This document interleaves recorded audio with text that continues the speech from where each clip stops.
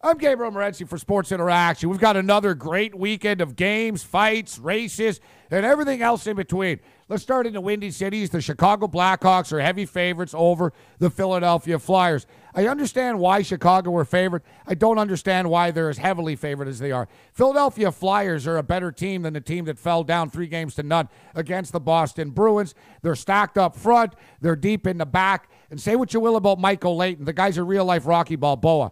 Ironically enough, drafted by the Chicago Blackhawks, finds himself playing in the Stanley Cup Finals. Meanwhile, Niemi, we're talking about a Finnish, B-League goaltender in the Stanley Cup Finals. It really is a crazy world we live in. Somebody's got to win, and I do believe the Chicago Blackhawks will hoist the Stanley Cup for the first time since 1961.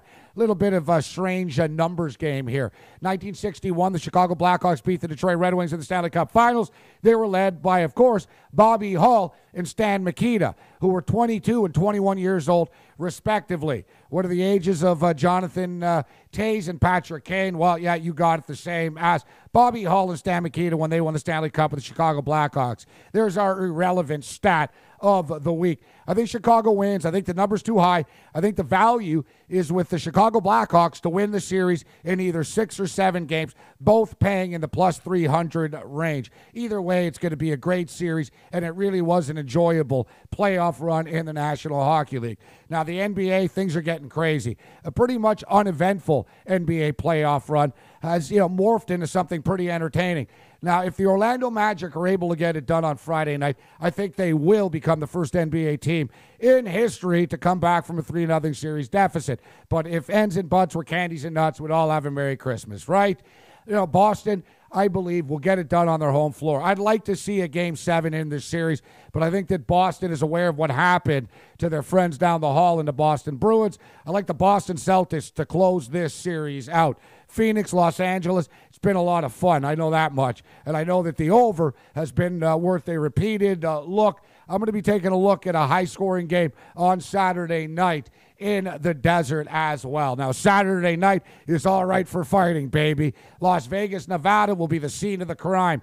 Rampage Jackson and Rashad Evans. Now, there's no name to this UFC 114. There's no bad blood, redemption, or anything like that. It's just UFC 114. I think it should be UFC 114 finally. So we finally get to see Rashad and Quinton fight. Now, this fight's basically a pick'em, and it comes down to really who you like or dislike. So Rashad Evans, not the most popular fighter in mixed martial arts. Now, this isn't Foreman and Ali. This isn't Fraser and Ali. Hell, this isn't even, Sugar Ray Leonard and Thomas Hearns, but it's still pretty good. And, these guys have questioned each other's race. They've questioned each other's sexuality. There's a lot of bad blood on the line here.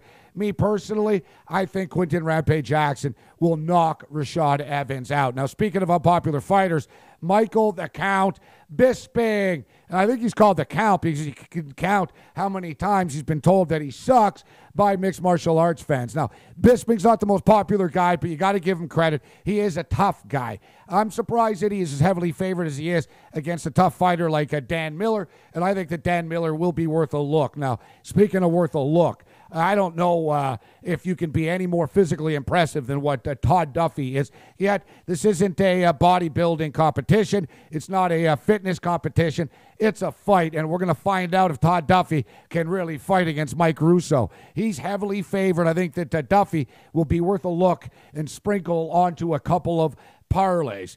Now, I took a look at the board for the weekend, and I like the addition under the specials. When we've got the court section.